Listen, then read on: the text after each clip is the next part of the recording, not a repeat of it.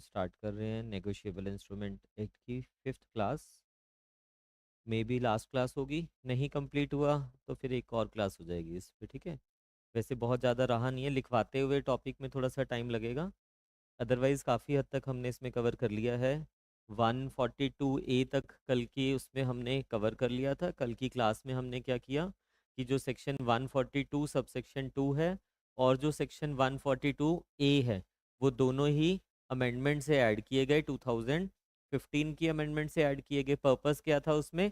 Jurisdiction को define करना। तो अब ये क्लियरिटी आ चुकी है कि इन केस ऑफ डिस्प्यूट 138 के डिस्प्यूट्स में कौन से कोर्ट में केस लगना है, और जो प्रीवियसली पेंडिंग केसेस थे उनके ट्रांसफ़र के बारे में हमने 142A में पढ़ लिया। आगे की क्लास में देखिए आज आप, नेक्स्ट है 143 ऑनवर्ड जितने भी सेक्शंस है। पहले तो ये याद रख लेना, हमारे पास जो ओरिजिनल अमेंडमेंट चैप्टर 17 आया 1988 से, इसमें क्या किया गया था? इसमें हमारे पास सेक्शन 138 से लेके सिर्फ 142 तक थे, इसके अलावा नहीं था। नेगोशिएबल इंस्ट्रूमेंट यहीं पे ख़त्म हो जाता था। फिर दूसरी अमेंडमेंट जो हमारे पास 2002 में आती है, इस अमेंडमेंट से 143 से लेके सेक्शंस आगे 147 तक ऐड किए गए। फिर 2015 की जो अमेंडमेंट हमारे पास आई उसमें क्या किया गया? 142 सबसेक्शन 2 142A को ऐड कर दिया गया। फिर हमने इस और भी चीज़ें किया गया था इसमें, मतलब मेजर ये चीज़ है। उसके अलावा फिर 2018 की जो हमारे पास अमेंडमेंट आती है उसमें क्या किया गया?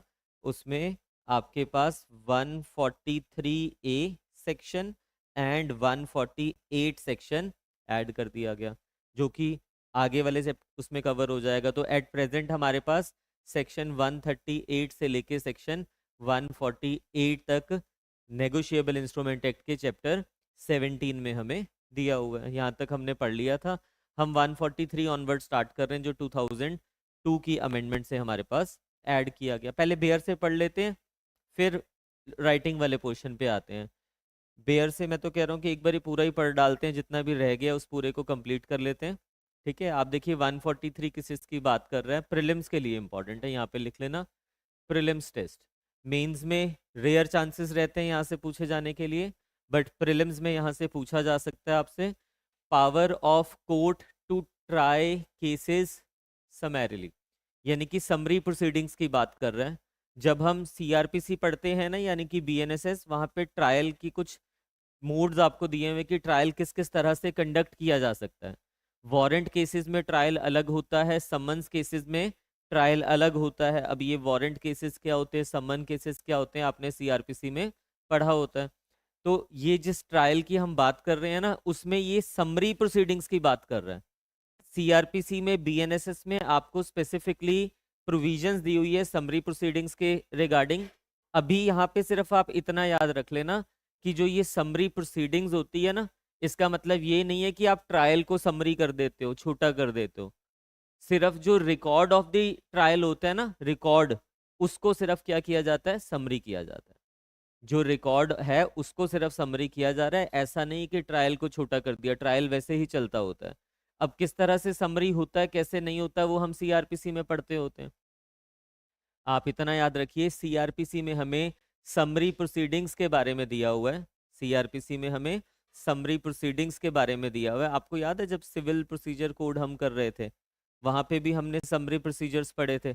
ऐसे ही जब क्रिमिनल साइड पे हम पढ़ते हैं, यहाँ पे भी हमें समरी ट्रायल्स के बारे में दिया हुआ है। तो जब ये पढ़ लोगे आप सीआरपीसी में, अगर आपने पढ़ा हुआ है तो आपको ये चीज़ क्लियर होगी। अब ये कह रहा है जितने भी नेगोशिएबल इंस्ट्रूमेंट के केसेस हैं ना, ये भी तो छोटे केसेस हैं, इनका भी जो प्रोसीडिंग्स चलने वाली है वो किस तरह से चलेगी? Summary procedure. अब क्या लिखा हुआ है देखिए, not with standing anything contained in the code of CrPC. CrPC में बेसिकली क्या है, जब हम समरी प्रोसीजर पढ़ेंगे ना, वहां पे स्पेसिफिक कैटेगरीज दिया हुआ है कि इन केसेस में समरी प्रोसीडिंग्स चलेगी, इसके अलावा केसेस में समरी प्रोसीडिंग्स नहीं चलेगी। तो वो कह रहे हैं not with standing that list, उस लिस्ट में जो भी दिया है, not with standing that, in cases में भी हमें क्या करना है? समरी ट्रायल करना है। All offences under this chapter, कौन से चैप्टर की बात हो रही है? Chapter 17। Shall be tried bye judicial magistrate first class और metropolitan magistrate, and the provisions of section 262 to 265 both inclusive of the said code, यानी कि सीआरपीसी के सेक्शन 262 से लेके 265 में समरी प्रोसीडिंग्स के बारे में दिया हुआ है, shall as far as may be apply to such trials। तो सबसे पहला क्वेश्चन मैंने आपको बता दिया, प्रीलिम्स के पॉइंट ऑफ व्यू से इंपॉर्टेंट है। सबसे पहला क्वेश्चन आपके पास क्या बन रहा है कि यहाँ पे ट्राई कौन करता है, यहाँ पे ट्रायल कौन सी कोर्ट में चलेगा, तो जुडिशियल मैजिस्ट्रेट और मेट्रोपॉलिटन मैजिस्ट्रेट, ये याद रख लेना। यहाँ पे जेएमआईसी दिया हुआ है, आपके पास एमएम दिया हुआ है, उन्हीं के पास ट्रायल चलेगा, बाकी किसी के पास नहीं चलेगा। इवन यहाँ पे आप नेक्स्ट लिखिए, जेएमआईसी को लिख, पूरा जेएम मत लिखना, जेएमआईसी लिख लेना पूरा, ठीक है, क्योंकि जुडिशियल मैजिस्ट्रेट में तो सेकंड क्लास भी कवर हो जाता होता है। तो यहाँ पे जुडिशियल मैजिस्ट्रेट फर्स्ट क्लास या फिर मेट्रोपॉलिटन मैजिस्ट्रेट नहीं चल, सुपीरियर में चल सकता है, इन्फीरियर में नहीं जा सकता, ठीक है। इनके पास मुकदमा चलेगा, पहला ये चीज। क्या हमने क्या पढ़ा अभी यहाँ पे कि जो ये केसेस होंगे 138 वाले, इनमें जो ट्रायल है वो किस तरह से चलेगा, समरी प्रोसीडिंग्स, समरी ट्रायल चलेगा। कहाँ पे दिया हुआ है समरी ट्रायल के बारे में, सीआरपीसी में। कौन से सेक्शन में, 262 से लेके 265 तक, ये याद रखना पड़ेगा आपको। कौन ट्राई करेगा यहाँ पे, जेएमआईसी या फिर एमएम। प्रीलिम्स के लिए ये क्वेश्चंस बनेंगे, आगे देखिए। Provided that in the case of any conviction in summary trial under this section, it shall be lawful for the magistrate to pass a sentence of imprisonment for a term not exceeding 1 year and an amount of fine exceeding 5,000 rupees. This is very important for prelims, very very important, very important। 1 year plus 5,000 fine. क्यों important है, आप देखिए जो हम normal 138 की punishment पढ़ते हैं, 138 की जो पनिशमेंट पढ़ते हैं वहां पे हमें क्या दिया हुआ है, 2 साल तक की पनिशमेंट हो सकती है और फाइन भी हो सकता है, कितना, twice the amount of the fine. But जो समरी प्रोसीजर आपको दिया हुआ है वो कह रहे हैं समरी प्रोसीडिंग्स में अगर कन्विक्शन होती है तो मैक्सिमम कितनी की जा सकती है, नॉट एक्सीडिंग 1 ईयर, 1 साल से ज्यादा की कन्विक्शन नहीं होगी। और फाइन भी अगर लगाया जा रहा है तो 5,000 से ज्यादा नहीं होगा। प्रीलिम्स के लिए वेरी वेरी इंपॉर्टेंट, प्रीलिम्स के लिए ये चीज वेरी वेरी इंपॉर्टेंट। आगे देखिए, provided further that when at the commencement of or in the course of summary trial under this section, it appears to the magistrate that the nature of the case is such that a sentence of imprisonment for a term exceeding 1 year may have to be passed, or that it is for any other reason undesirable to try the case summarily, the magistrate shall, after hearing the parties, record an order to that effect and thereafter recall any witness who may have been examined and proceed to hear or rehear the case in the manner provided by the said code। यहाँ से हमें क्या चीज समझ आ रही है कि 138 के जो केसेस होंगे या तो उसको हम नॉर्मल ट्रायल कर सकते हैं जिस तरह से चलता है, या फिर उसको समरी ट्रायल कर सकते हैं। उसने लिखा ना, देखिए यहाँ पे, provisions of section 262 265 both inclusive of the code shall as far as may be apply to the trials. कि अगर आपको लग रहा है कि इसमें जो कन्विक्शन है वो 1 ईयर से कम होनी है, तब तो ठीक है, समरी ट्रायल्स ही आप चला रहे हो और कोशिश रहती है समरी प्रोसीडिंग्स ही चलाएं इसमें हम। बट अगर नॉर्मल वे से चल रहा है तो हमारे पास पनिशमेंट कितना दिया हुआ है, 2 इयर्स का पनिशमेंट दिया हुआ है plus twice the amount of fine दिया हुआ है।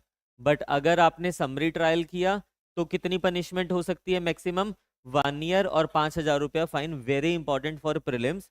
अब वो कह रहा है कि सपोज आपने समरी ट्रायल चला दिया और लेटर ऑन आपको कन्विक्शन में ये पता लगता है कि नहीं, यहाँ पे तो 1 साल से ज्यादा मुझे इसको सजा देनी है, अमाउंट बहुत बड़ी है चेक की, या अदर रीजंस हो सकते हैं, या फिर आपको ड्यूरिंग, जब आप अभी कन्विक्शन नहीं हो रही है, अभी आप ड्यूरिंग द ट्रायल ही आपको ये रियलाइज हो जाता है कि इसका समरी ट्रायल नहीं चलना चाहिए, इसका डिटेल्ड ट्रायल चलना चाहिए। तो उन केसेस में आप क्या करोगे, आप जितने भी विटनेसेस वगैरह थे आप डिटेल ट्रायल चलाओगे, जितने भी विटनेसेस वगैरह थे उनको रिकॉल कर सकते हो, दोबारा से सुना जा सकता है, एग्जामिन किया जा सकता है और केस को नॉर्मल तरीके से चलाया जा सकता है। बट ये उस सिचुएशन में है जब आपने ये डिसाइड किया कि इसको समरी ट्रायल नहीं चलाना है, इसको नॉर्मल ट्रायल चलाना है। ये जो प्रोविजन है ये सिर्फ यहाँ नहीं दिया हुआ है, जब हम सीआरपीसी पढ़ते हैं ना वहां पे भी आपको सेम चीज मिल जाएगी कि आपने चलाया था स्टार्टिंग में समरी केसेस की तरह, बट आपको लेटर ऑन पता चलता है कि नहीं इसमें तो डिटेल्ड होना चाहिए। अब ये ट्रायल जो समरी ट्रायल की हम बात कर रहे हैं, मैंने आपको स्टार्टिंग में बता दिया, यहाँ पे प्रोसीडिंग्स को कट शॉर्ट नहीं किया जाता, सिर्फ जो रिकॉर्डिंग होती है ना, रिकॉर्डिंग, रिकॉर्डिंग मतलब जो डिटेल्स आप रिकॉर्ड कर रहे हो उसको ब्रीफ किया जाता है। तो जो समरी ट्रायल होते हैं it is not a summary of proceedings but summary of record. Record जो आप तैयार कर रहे हो, कोर्ट जो कर रहा है उसकी समरी होती है। अगर आपको लगता है कि नहीं यहाँ पे समरी नहीं, यहाँ पे डिटेल होना चाहिए, या आपको लगता है कि जो इम्प्रिजनमेंट है वो 1 साल से ज़्यादा होनी चाहिए, तो नॉर्मल ट्रायल चलाइए। और अगर आपको लगता है कि नहीं with in 1 year is sufficient imprisonment, क्योंकि सपोज किसी ने चेक दिया 10,000 का, अब 10,000 रुपए की अमाउंट के लिए थोड़ा ना उसको 2 साल की सजा कर दोगे आप। 2 महीने, 1 महीने मैक्सिमम, इतनी तो वो जो आपको 2 इयर्स दिया हुआ है दैट इज मैक्सिमम पनिशमेंट। तो ऐसे केसेस में आप इतनी तो करोगे, इससे ज्यादा तो क्या करोगे। दूसरी सिचुएशन, सपोज कोई ऐसा ऑफेंडर है, लाइक उसने आपको चेक दिया हुआ है 5 करोड़ का, और वो चेक भी जिस केस में आपको दिया था उससे आगे बहुत इफेक्ट पड़ा, आपने वो जो काम करना था पब्लिक के लिए कुछ करना था, उसके बेसिस पे पब्लिक भी इफेक्ट हो रही है उस चीज़ से, उसका काम नहीं हो पाया, आपका चेक बाउंस हो गया। अब यहाँ पे आप पनिशमेंट 1 साल से ज़्यादा देना चाहोगे क्योंकि चेक की अमाउंट भी बहुत ज़्यादा है ना, तो फिर उसमें समरी नहीं चलाओगे, उसमें नॉर्मल चला लीजिए आप। फर्दर देखिए, the trial of a case under this section shell so far as practicable consistently with the interest of justice be continued from day to day until it's conclusion.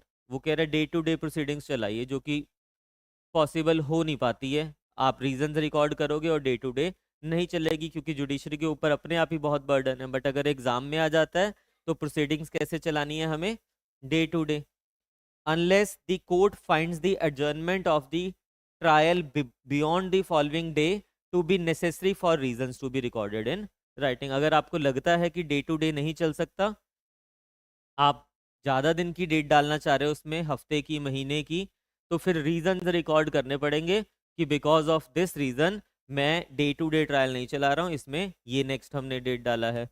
Last, every trial under this section shall be conducted as expeditiously as possible and an endeavor shall be made to conclude the trial within 6 months from the date of filing of the complaint। Prelims के लिए बहुत important है, आप इतना याद रख लेना कि जब भी समरी प्रोसीडिंग्स चल रही है उसमें एंडेवर क्या रहेगा कि जब कंप्लेंट फाइल किया गया 6 महीने के अंदर अंदर ट्रायल को क्या करना है, कंक्लूड करना है। और समरी प्रोसीडिंग्स का तो मतलब ही यही होता है कि एक्सपीडिशियसली चलाना। तो यहाँ पे ये प्रीलिम्स के लिए बहुत इंपॉर्टेंट है 143, मेंस में थोड़े कम चांसेस रहते हैं इसके, काफ़ी कम चांसेस रहते हैं। आप प्रीलिम्स के बस लिए ये जो 4-5 क्वेश्चंस आपको बीच में से बताए हैं वो याद रख लेना। पहला, सीआरपीसी में कुछ भी लिखा हुआ है, भले ही वहां पे समरी ट्रायल की लिस्ट दिया हुआ है, उससे हमें फर्क नहीं पड़ता। 138 वाले मुकदमे भी क्या चलेंगे, समरी ट्रायल की तरह चलेंगे। अब आप समरी ट्रायल की तरह इन्हें चलाते हुए सीआरपीसी के 262 से 265 की प्रोविजंस को फॉलो करोगे, जो भी प्रोसीजर वहां पे आपको दिया हुआ है। 138 के जो केसेस हैं वो कहाँ पे चलने हैं, जेएमआईसी या फिर MM. Very important question, very important for Himachal Pradesh judiciary. 138 के जो मुकदमे हैं वो या तो जेएमआईसी के पास चलेंगे या फिर एमएम के पास चलेंगे। Summary, this is again very very important, summary trial जब आप कर रहे हो मैक्सिमम इम्प्रिजनमेंट कितनी हो सकती है, 1 साल या फिर 5,000 रुपए का फाइन। अगर आपको वो ट्रायल करते हुए लगता है पता कि नहीं इसका तो डिटेल ट्रायल होना चाहिए या इसमें इसको इम्प्रिजनमेंट ज़्यादा होनी चाहिए, उस सिचुएशन में आप समरी ट्रायल से शिफ्ट होके डिटेल ट्रायल में आ जाओगे। नॉर्मल जो प्रोसीजर होता है कंप्लेंट केस में उस तरह से इसको चलने दोगे। फिर लास्ट में हमने पढ़ा डे टू डे होना चाहिए, बट अगर डे टू डे नहीं चला रहे हो तो रीजन क्या करनेंगे, राइटिंग में रिकॉर्ड करने पड़ेंगे। जो भी ट्रायल समरी चल रहा है उसको विद इन 6 मंथ्स कंक्लूड करना होगा। It shall be the Endeavour of court.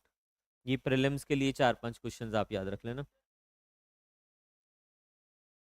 नहीं, लिख दिया ना यहाँ पे, not with standing anything contained in the code of procedure. CrPC में कुछ भी लिखा हुआ उससे फर्क नहीं पड़ता, हमने सिर्फ क्या करना है, जो यहाँ पे लिख दिया वो तो सुपरसीड कर ही रहा है, उसके अलावा जो प्रोसीजर हम फॉलो कर रहे हैं वो सीआरपीसी वाला कर रहे हैं। बिल्कुल। ठीक है, ये जहाँ पे जो अब आपको ये स्पेसिफिक प्रोविजन दे दिया तो ये सुपरसीड कर जाएगा। ठीक है, नेक्स्ट। और ये याद रख लेना इसमें कि मैक्सिमम, देखो ये वेरी वेरी इंपॉर्टेंट, जो बहुत ज़्यादा चांसेस रहते हैं पूछे जाने के, फर्स्ट सेकंड ये पढ़ लेना कि कहाँ पे ट्रायल चलता है, और तीसरा 6 मंथ्स में कंक्लूड होना है, डे टू डे चलेगा, उसको आगे किया जा सकता है, मतलब एक्सटेंड किया जा सकता है, बट रिकॉर्ड करने पड़ेंगे रीजंस राइटिंग में। 143 क्लियर हो गया? किस चीज़ की बात हो रही है? समरी केसेस की। अब ये 143A देखिए, 143A बेसिकली हमारे पास 2018 की अमेंडमेंट से ऐड किया गया। एक ये सेक्शन ऐड किया गया, एक हमारे पास 148 सेक्शन ऐड किया गया। दोनों ही, जैसे हमने कल 2015 की अमेंडमेंट किया, 2000 की 15 की अमेंडमेंट किस चीज़ के बारे में बात कर रही है? 2000 जुरिस्डिक्शन की बात हो रही है ना, या तो बता रहा है कि कौन से उसमें केस डलेगा, फिर या तो उन्होंने बताया कि ऑलरेडी पेंडिंग जो केसेस थे उनको कहाँ पे ट्रांसफर करना है। ये दो चीजें बात हुई वहां पे। अब जो 2018 की अमेंडमेंट है वहां पे आपसे कॉम्पनसेशन की बात की जा रही है। बेसिकली देखो क्या होता है, ये जो केसेस होते हैं ना, समरी ट्रायल करना है, 6 महीने में डिस्पोजल करना है, इन प्रैक्टिकल क्या है, 6 महीने तक समनिंग भी नहीं हो पाती कुछ केसेस में। तो 6 महीने छोड़िए, आप 3-3 4-4 साल ये केसेस चलते रहते हैं। अब इतना पेंडिंग केसेस चल रहे हैं, 3 साल 4 साल 2 साल जितना भी टाइम पीरियड लग रहा है, तो जिसको पैसा मिलना था, यानी कि जो पेई था, उसका तो नुकसान हो रहा है ना, बेचारे को पैसा भी नहीं मिला हुआ। तो 143A में दो सिचुएशंस दी हुई है आपके पास। वो कहता है कि जब आपका केस यहां तक पहुंच जाएगा, जब आपका केस यहां तक पहुंच जाएगा, तो आपको क्या करना पड़ेगा, जो एक्यूज्ड है उसको, कंप्लेनेंट को कंपनसेशन देना पड़ेगा। वो कंपनसेशन की अमाउंट कितनी होगी? मैक्सिमम 20%। मैक्सिमम इनिशियल, जैसे सपोज 1 लाख रुपए का चेक है तो 20,000 रुपया उसको वहां पे करना पड़ेगा, ताकि अगर केस 2 साल चल भी रहा है तो कंप्लेनेंट का वहां पे नुकसान नहीं होना चाहिए। फिर 140, ये 143 में लिखा हुआ है। जब 148 हम पढ़ेंगे वो एपिलेट स्टेज की बात कर रहा है, कि सपोज कीजिए ये डिसाइड हो गया कंप्लेनेंट की फेवर में, कोर्ट ने कहा 1 लाख रुपए इसको दो, 20,000 तो वो पहले ही दे चुका है, अप टू 20,000 पहले ही दे चुका है, 80,000 तो पेंडिंग है ना।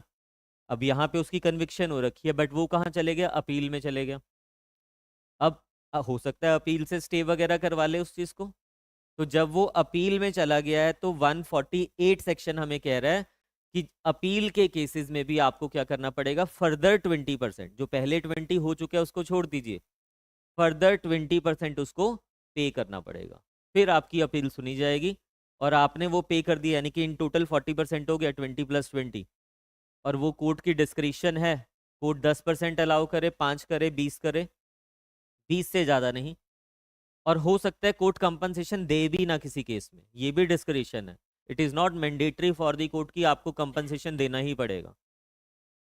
तो दो सिचुएशंस हमने पढ़ लिया, कि इनिशियल जो कंप्लेंट केस चल रहा है उसमें कंपनसेशन, फिर हमने 148 में पढ़ना है कि जो अपील्स हैं उसमें कॉम्पनसेशन। और सपोज अपील में जो एक्यूज्ड है उसकी फेवर में आ जाता है डिसीजन, यानी कि जो लोअर कोर्ट का डिसीजन है वो सेट असाइड कर दिया जाता है, फिर जो वो 40% पे कर चुका है उसको सारा का सारा वापस मिल जाएगा। ये हम 148 में ही पढ़ेंगे। तो पहले हम ये अमेंडमेंट ही पढ़ लेते हैं, 143A एंड 148 एक साथ, और फिर बाकी के जो बचे हुए सेक्शंस है उसको देखते हैं। देखिए 143A किस चीज़ की बात कर रहा है? Power to direct interim compensation. Interim का मतलब तो आप समझते हो ना, temporary, for the time being. यहाँ पे क्यों दिया जा रहा है ये? क्योंकि अभी कोर्ट ने केस को डिसाइड थोड़ा ना किया, अभी तो केस जो है वो पेंडिंग है। तो ड्यूरिंग दी पेंडेंसी क्या दिया जा रहा है? Interim compensation. कौन सी स्टेज में दिया जाएगा वो देखना ध्यान से।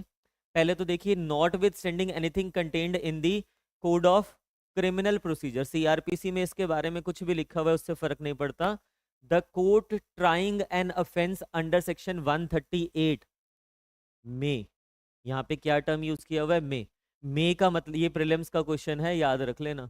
मे का मतलब है डिस्क्रिशन ऑफ द कोर्ट, यानी कि इट इज नॉट मैंडेटरी। यहाँ पे मैंडेटरी नहीं है कि उसको कंपनसेशन इंटरिम वाला अलाउ करना ही पड़ेगा। It is the discretion of the court. आपसे पूछा जा सकता है प्रीलिम्स में, बताइए कि ये जो 143 एक कंपनसेशन देना होता है, एक तो आपसे अमाउंट पूछ लेगा कितना हो सकता है मैक्सिमम, या फिर आपसे पूछ लेगा कि बताइए कि ये डिस्क्रिशन है कोर्ट की या मैंडेटरी है कोर्ट के लिए। तो it is a discretion of the court. Section 138 में order the drawer of the cheque, यानी कि एक्यूज्ड की बात हो रही है ना, drawer of the cheque to pay interim compensation to the complainant. तो ड्रॉर ने, एक्यूज ने क्या करना है, इंटरिमली, टेम्परेरीली कंपनसेशन पे करना है किसको, कंप्लेनेंट को। कब और कितना, ये देखिए ध्यान से, this is very important. In a summary trial और समन्स केस, हमने अभी पढ़ा ना कि समरी ट्रायल चला सकते हैं। समन्स केस क्या होते हैं, वो वैसे हमने पढ़ा है सीआरपीसी में, जिन केसेस में 2 साल से ज्यादा की पनिशमेंट होती है वो होते हैं वारंट केसेस। जिस केसेस में अप टू 2 इयर्स की पनिशमेंट है वो होते हैं समन्स केसेस। तो अगर वो कह रहा है इन अ समरी ट्रायल और summons case where he pleads not guilty, मैंने आपको याद है, आपको सीआरपीसी करते हुए बताया हुआ बीएनएसएस में, जब ट्रायल स्टार्ट होता है तो एक्यूज से पूछा जाता है वेदर यू प्लीड्स गिल्टी और नॉट। वो या तो कहेगा यस आई प्लीड गिल्टी, तब तो उसी के बेसिस में कोर्ट उसको पनिशमेंट दे सकता है। और अगर वो कहते हैं I do not plead guilty I seek trial, तो ट्रायल चलेगा। तो उस केस में कह रहा है कि अगर वो समरी ट्रायल चला रहे हो, समन्स केस है, he pleads not guilty to the accusation made in the complaint and in any other case upon framing of charge. On frame मतलब एनी अदर केस का मतलब क्या हुआ, कंप्लेंट केस। 138 का केस कैसे जाएगा, कंप्लेंट, और कंप्लेंट केस का प्रोसीजर कैसे है, वो अलग चलता होता है।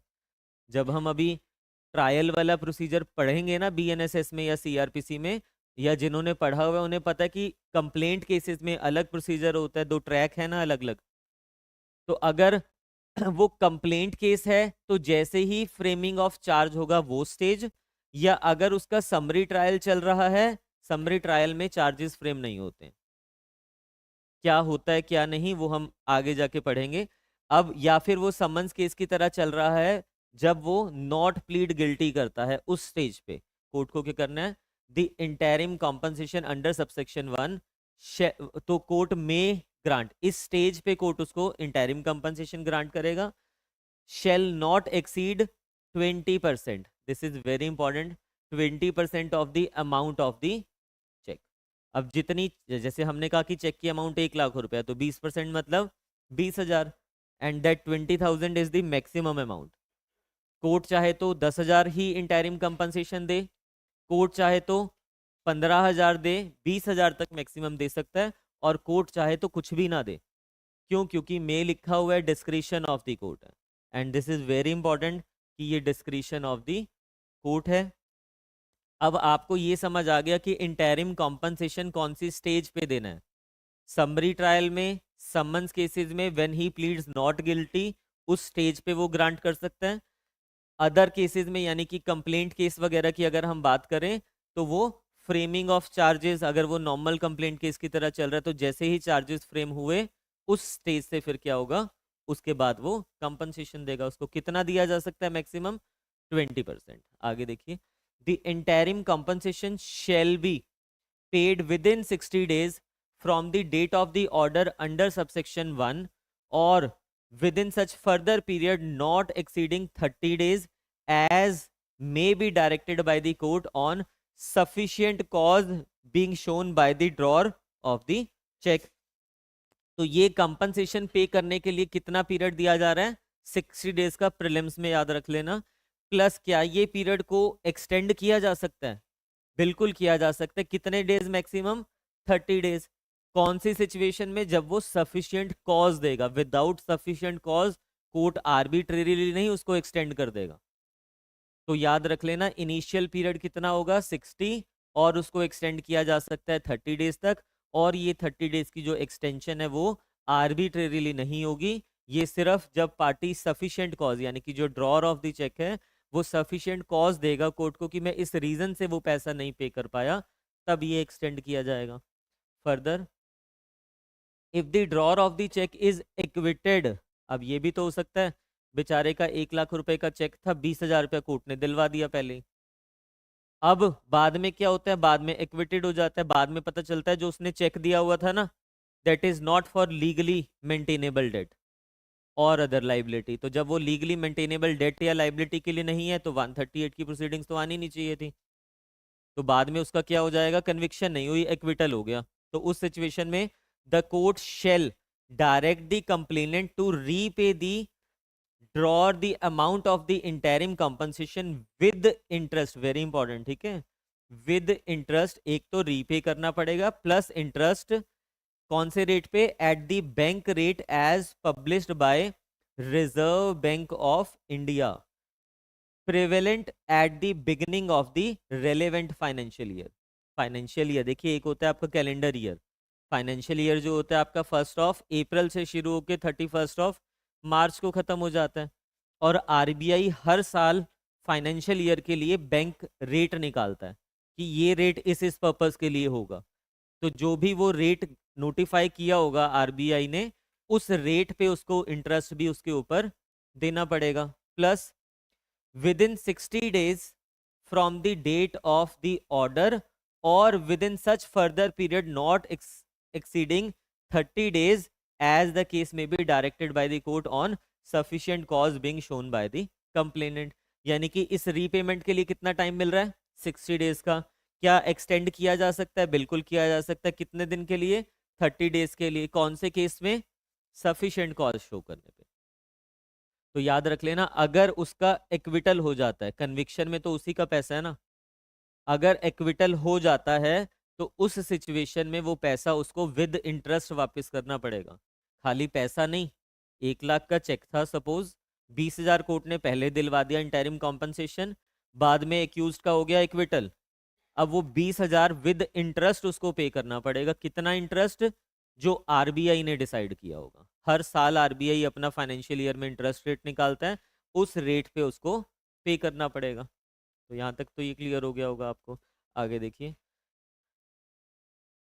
The interim compensation payable under this section may be recovered as if it were a fine under section 421 of the code of CrPC. सिर्फ प्रीलिम्स के लिए याद रख लेना। जब सीआरपीसी हम पढ़ेंगे ना, अभी हमने ये प्रोविजन नहीं पढ़ी हुई है, जिन्होंने पढ़ा हुआ है उनको पता होगा कि जब कोई फाइन, हमने देखा है ना आईपीसी में, हम कोई भी ऑफेंसेस पढ़ रहे हैं उसमें आपको इम्प्रिजनमेंट दिया होता है प्लस फाइन भी लिखा होता है। सपोज कोर्ट ने फाइन भी लगा दिया, अब वो फाइन नहीं दे रहा, तो ये रिकवरी ऑफ फाइन के लिए 421 है सेक्शन 421 सीआरपीसी का।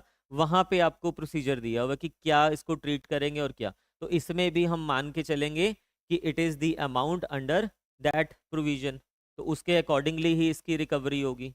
प्रीलिम्स के लिए याद रख लेना, दिस सेक्शन भी याद रखना पड़ेगा 421 of CrPC. Last, the amount of fine imposed under section 138 or the amount of compensation awarded under section 357 of the code of criminal procedure shall be reduced by the amount paid or recovered as interim compensation under this section।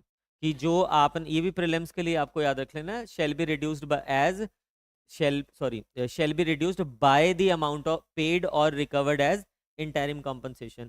जब CrPC हम पढ़ेंगे ना, उसमें हम ये detail में पढ़ते हैं। एक तो आपको ये क्लियर हो गया कि 421, इसमें आपको ना, इसमें भी कंपनसेशन के बारे में बताया हुआ है। 357 में भी आपको कंपनसेशन के बारे में बताया हुआ है कि कौन सी सिचुएशन में दिया जाएगा, कैसे दिया जाएगा। तो ये जो कंपनसेशन यहाँ दे रहे हैं ना, ये बस इसमें से हम क्या करेंगे, डिडक्ट कर देंगे और बाकी का कंपनसेशन वहां पे बनेगा। जब आप ये पढ़ लोगे तो आपको और अच्छे से क्लियर हो जाएगा। अभी के लिए याद रखो, यहाँ पे इंटरिम कॉम्पनसेशन का मतलब जो नॉर्मल कॉम्पनसेशन विक्टिम को 357 में मिल रहा है, उसमें से माइनस करके 357 का रह जाएगा। प्रीलिम्स के लिए ये क्या चीज, ये कंपनसेशन है, ये फाइन नहीं है। हाँ हाँ बिल्कुल, ये क्या है, ये कंपनसेशन है। कंपनसेशन का मतलब है चेक की ही अमाउंट दी जा रही है उसको, इंटरिम कॉम्पनसेशन। कि 1 लाख का चेक है, 20,000 अभी दिलवा दिया कोर्ट ने, 80,000 जब वो डिसाइड हो जाएगा। ठीक है, तो ये प्रीलिम्स के लिए आपको याद रखना है। इसके बाद डायरेक्ट आ जाइए 148 में।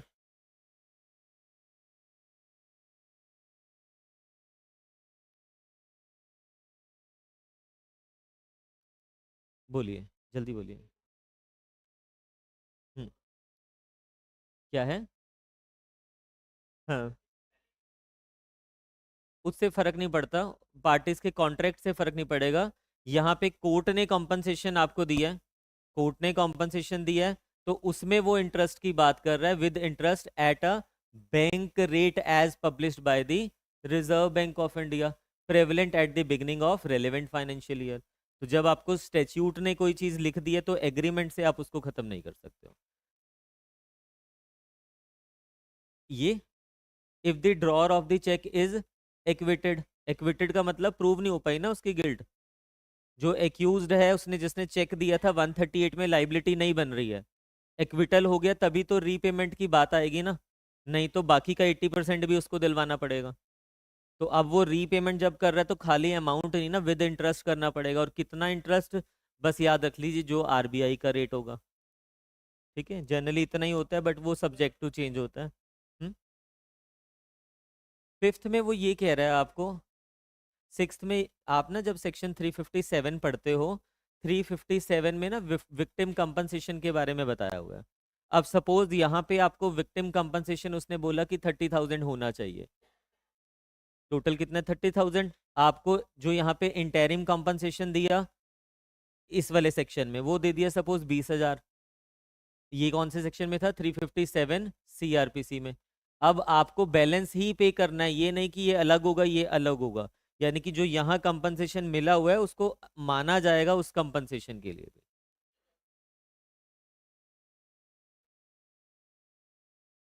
नहीं, ऐसा नहीं है कि वो तो रिकवरी का मोड बता रहा है आपको यहाँ पे। यहाँ पे कह रहा है interim compensation payable under section may be recovered as if it were fine under section this. Interim लगा दिया कोर्ट ने, पार्टी ने नहीं पे किया, तब क्या होगा?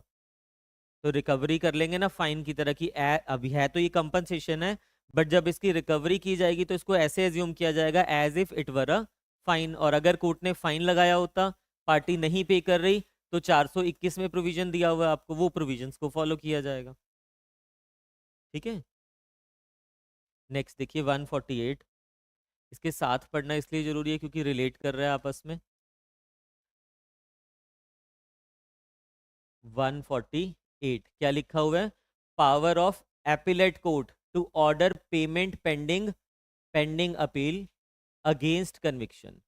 अब उसकी कन्विक्शन हो गया, सपोज कीजिए 1 लाख रुपए का चेक था, कोर्ट ने कहा 20,000 रुपया पे कीजिए एज अ इंटरिम कॉम्पनसेशन। कौन से सेक्शन में? 143 ए में 20,000 पे किया हुआ है, मान के चल लिया। अभी कितना बैलेंस रह गया? 80,000 रह गया। अब कन्विक्शन हो गई उसकी। कन्विक्शन मतलब कोर्ट ने कहा कि हाँ आपने डिफॉल्ट किया है, आपका चेक डिसऑनर हुआ है, आपको इतनी इम्प्रिजनमेंट और इतना फाइन।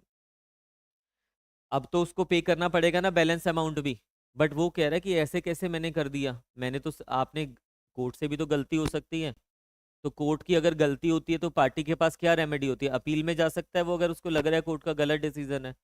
तो मान के चलिए वो अपील में चले गया, और वो अपील जो है वो पेंडिंग है। तो फिर अपील के टाइम पे ये प्रोविजन बता रहा है आपको कि कितना कंपनसेशन दिलवाना पड़ेगा, और उससे क्योंकि 80,000 अमाउंट भी तो पेंडिंग है ना। और ये अमाउंट तो तब पेंडिंग है जब कोर्ट ने, जेएमआईसी ने डिसीजन दे दिया कि हाँ आपकी लाइबिलिटी बनती है। तो उस सिचुएशन में वो कह रहा है, not with standing anything contained in CrPC, in in an appeal by the drawer, drawer मतलब एक्यूज ने अपील फाइल की है अगेंस्ट कन्विक्शन अंडर सेक्शन 138। जेएमआईसी का जो कन्विक्शन का ऑर्डर आया उसके अगेंस्ट उसने अपील फाइल कर दिया। द एपिलेट कोर्ट में, अगेन में लिखा हुआ है, यानी कि this is the discretion, mandatory नहीं है but discretion of the court, में order the appellant to deposit. Appellant कौन है? जो एक्यूज था जिसकी कन्विक्शन हुई है, उसको ये डिपॉजिट करने के लिए कह रहे हैं कितना? such sum which shall